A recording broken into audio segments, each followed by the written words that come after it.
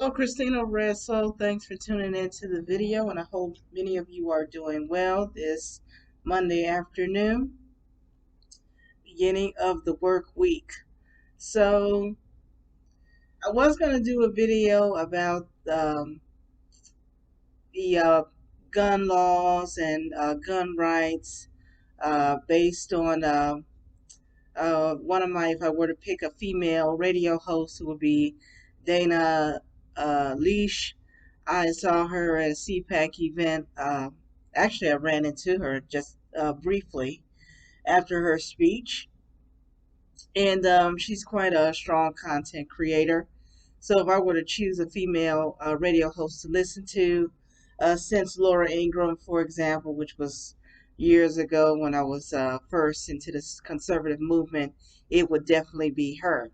But something else brought my attention again with this wokeness, which explains the t-shirt I'm wearing. Best time to be a troll as the times are getting worse, indoctrinating our children with this confused perversion. So over the weekend, it correlates with the story, but it's not about that, but it's in connection. So I heard this story on the Charlie Kirk show earlier about a group of parents who took their children as young as 6 months old. You heard me right, 6 months old, to a drag queen fest. I wouldn't even call it fest because it's none of their events are family oriented. But anywho, bring these kids to this place and doing all types of disgusting things as if they're in an adult entertainment show. And I'm not going to go into details what they had the children do. It had something to do with money and undergarments, and I'm going to leave it at that. However, the good news is there is hope. Not only was there a brother there that took a stand, recorded these people to submit this madness, and I'm surprised even Abbott is going with this. I don't care about the mayor because a lot of them, including the one in Houston, I think she's a lesbian or something. So I'm not even going to go by the local government. That Abbott is not saying anything about this. Okay, maybe he's still distraught about what happened with the mass shooting in southern Texas, but he still should say something because they crossed the line. However, we there are a few brothers from, and you all know I love baseball, from the team from Tampa Bay Rays. In addition to the Yankees, they're a second favorite team. If I were to choose another American team, it would definitely be them. Again, following the Yankees. And several of the players refuse to wear this rainbow colors or symbol on their uniforms. So there's one on their caps where the initials TB is. And I've been to Tampa before. I think they were away when I was there. Otherwise, I would have loved to see a ball game down there. So and then one on the sleeve. Now on my sleeve, I got the Leviticus famous one, not to lie down with the same gender because it's an abomination. Not like the Steven Anderson about killing them. No, homosexuals are still made in the image of God, and they still have a hope of salvation, as many have shared their testimonies in the past. As I mentioned before, there is a YouTuber, Mr. Beckett Cook, I believe his name is. Um, I haven't listened to his full testimony, but if you get a chance, he has a podcast ministering to homosexuals as a former homosexual himself, as far as the practice. So these are the names of the brothers that took a stand. Jason Adam, Brooks Raley, I think I'm saying that correctly, Jalen Beeks, Jeffery Springs, excuse me, and Ryan Thompson. Now, of course, they're getting backlash. If they suspend and take disciplinary action with these people, they are wrong. They may have to sit out for a few days. That is also wrong because suppose there are people who want to wear maybe a Bible verse on their uniform, or imprint one on their cap, or a symbol of the cross. I'm sure I know they would say no to that.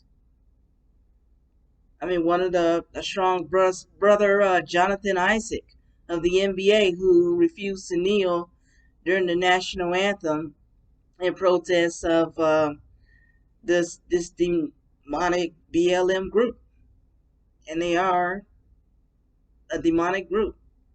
Some of them even admitted, and I saw the video, practicing witchcraft. So I mean, it's always a double standard. Yes, let's be tolerant of everyone else except Christians, at least in this country. We're supposed to be free. And that's why I'm so glad we're a republic and not a democracy, because they would try their hardest to prevent us from church. You see how long they closed the church during COVID. Yet there were entertainment centers that were open in some areas. In the pastor that was, some pastors got arrested for having church services during COVID. So, and Jesus said this will happen, but they could never destroy the Church of Jesus Christ because the gates of hell cannot even prevail against it. Her, excuse me. So pray for these brothers. I can type their names, put their names into the subscription box. Um, Please stay on your knees for our nation. We're getting more into difficult times. And I mean, it's not even their day yet. I think it's this pride stuff. What is it? Like at the end of this month, or like the third Sunday or something like that, when they have that big parade, and they're trying to push people to celebrate this early. Oh, yeah, because they have a month now.